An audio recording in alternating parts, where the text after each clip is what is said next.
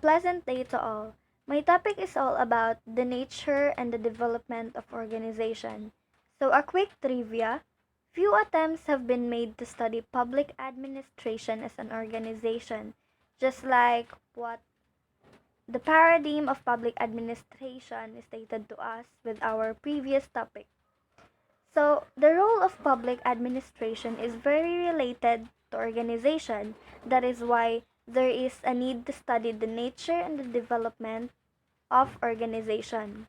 So, in my topic, we aims to learn the timeline of development of organization with its complexion and also the notion of different people in the nature of organization.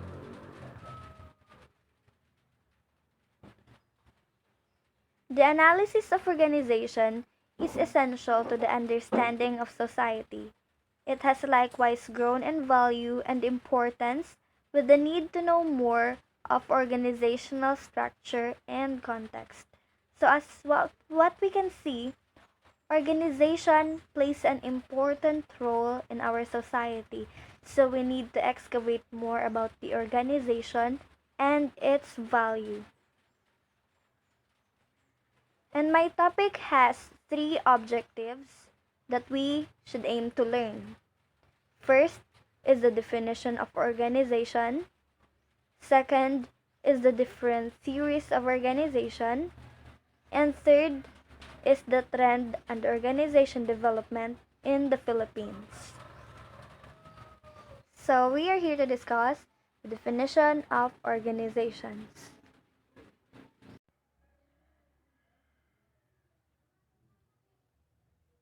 Organization is nothing more than the mechanism by which administration directs, coordinates, and controls its business. So, organization is like a machine that will administer or coordinate a certain thing to control a certain business. Also, organization seeks to know who is to do and what is to be done. So after analyzing a certain chaos, and they will then evaluate what is to be done and who is to be do. Kinsay mohimo and unsay dapat himuon. Next, Robert Weiss, a social scientist, coded organization as a social form with four basic characteristics. So here are the following characteristics of organization that Robert Weiss has said. First, it is a set of individuals in an office. Second, individuals' responsibility for defined tasks which are part of division of labor. Third is that an organizational goal to which the activities of the staff contribute. And lastly, a stable system of coordinate relationships or structures. So Alvin Toffler, another ideas about organization, he defines organization as a structure, rules filled by human. So as you can see, it is very similar to the characteristics of Robert Weiss. So Robert Weiss stated in his first characteristics that organization is a set of individuals. So it is very similar to what Alvin Toffler defines.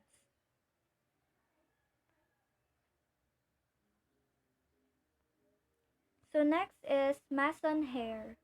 Mason Hare is an author and a Harvard teacher. He quoted that the interest in organization theory is a particular example of the interdisciplinary focus of many of the social sciences. It broadens part of the economist's traditional theory of firm.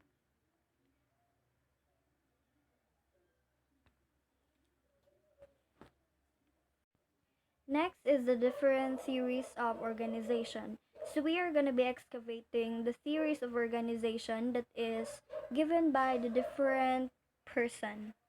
First is Frederick Taylor. Frederick Taylor is an American mechanical engineer. He propounded the machine model or scientific management theory of an organization. So he is the one who gives the machine model theory.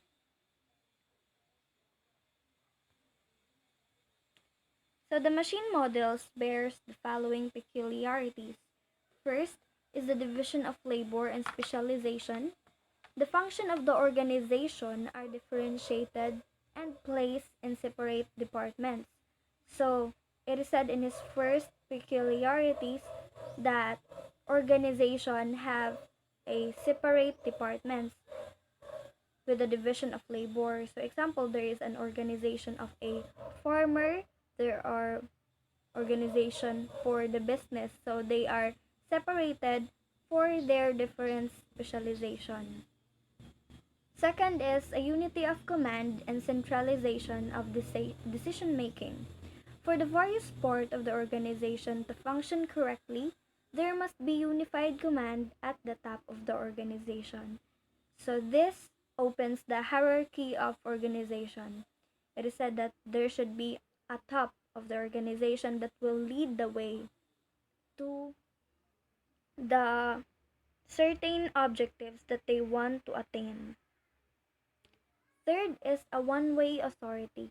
Authority flows down the line of command from the top to the bottom of the organization. So as what I have said, there is a hierarchy that is going. There is a top and a bottom, and the top should have the authority to command, to lead an organization so that their their road to success will be straight and that their objectives will be done well. Fourth is the narrow span of control. There is a limit to the number of immediate subordinates that any one individual can effectively supervise. So, in this fourth theory, it is stated that there is a limitation in creating immediate subordinates for it to avoid chaos and also to attain peace and unity in an organization. Taylor also suggested functionalization as a system of organization because this technique would make maximum use of the specialization skills of individuals in the organization. So, functionalization is a division by function, and also it is commonly mean a group of related activities that are placed together under a single department head. So functionalization is also very important to attain in an organization because with division of functions, you can accomplish your objectives cleanly and also faster. Max Weber, a German sociologist, contributed the organization theory of the bureaucratic model. So with the we have the machine model theory, and the next Max Weber has the bureaucratic model. The bureaucratic type. Number one is a division of labor with specified spheres of competence legitimized as official duties. So it is also very related to Taylor, who suggested functionalization. Number two is the hierarchical arrangement of offices. Each lower office is belong to higher one. Next is impersonality. The official is a subject to an impersonal order and established norms of conduct, and he acts objectively in his contacts with individuals inside and outside the organization. So an organization should also showcase and establish norms and conducts. Fifth is that officials are selected on the basis of competence and not on irrelevant consideration. So this is very important because if you choose a official that is very incompetent, then your organization will be down. So it is important to choose an official that is very competent and also has a great mindset. Again, Max Weber, a German sociologist, although he studied mainly in government agencies, the principal characteristics of bureaucracy could be found in any organization, public or private, as long as they have these features. So, bureaucracy is also very flexible because it could also be found in organization as long as it has these certain features. Like the following. First is a large size as measured by the number of people employed. Second is the bulk of those employed were semi-skilled and unskilled. Third is relatively simple mass production technology. And fourth is a relatively simple product or output. The human relations movement began with the research at Hawthorne plant of Western Electric Company in 1927. So we are putting also human relations in the picture of organization because the primary contribution of the human relations movement was to add new dimension of the theory, concepts, and research methodology to the study of organization through the media of behavioral sciences. So human relations also gives a big help in adding the theory of the organization. A reprisal of this type, however, brought out the fact that it proceeded upon the mistaken assumptions that all would be solved if managers expertly applied human relation skills in their dealings with work. So that is how human relations also is important. Also, Robert Bulumbowski, an author, a research professor, and the exponent of man-centered, believes that moral sensitivity can be associated with satisfactory output and employee satisfaction. He showed how jobs workflows and organization structure can be modified according to the work environment. So, moral sensitivity, Robert Bulumbowski sees moral sensitivity as a very important thing for employee satisfaction because moral sensitivity is the ability to identify the existing moral problem and understanding the moral consequences of the decision. That is also one thing to attain a satisfactory output. So number one, work must be psychologically acceptable to the individual. Its performance should be not generally to threaten the individual. So in a certain work, you should not threaten your employee so that your employee will keep motivated by what they do. And also, without threatening them, they can do a legit performance. Second is work must not allow man to develop his faculties because it is a faculty that should develop a man. Third is the work task must allow the individual considerable room for self-determination. So every individual makes mistakes. So you should make a room for your mistakes and be considerate so that self-determination will take its place. Fourth is the worker must be possibly or possibility of controlling in a meaningful way the environment within which the task is to be performed. Fifth is the organization should not be the sole and final arbiter of behavior. Both the organization and the individual must be subject to an external moral order, so they both should go hand in hand. Warren G. Bennis, a humanist and an organizational consultant, believed that democracy is an inevitable element in modern organization. So, Bennis also added democracy in the picture of organization, basing their arguments on pragmatic grounds, and said that bureaucracy no longer works and democracy is now a system of values. So, Bennis eliminate bureaucracy in this part. The open system conceptualization of organization is fully compatible with industrial humanism, man-centered organization, and democracy. So organization is compatible with all of those theories. To add up, organizations are socially contrived within the organizations are subsystems. So organization also have subsystems that supports them. Also, back to Ben's idea about democracy is the factor of democracy in organizations. So here are the advantages of organization in democracy. First is full and free communication regardless to rank and power.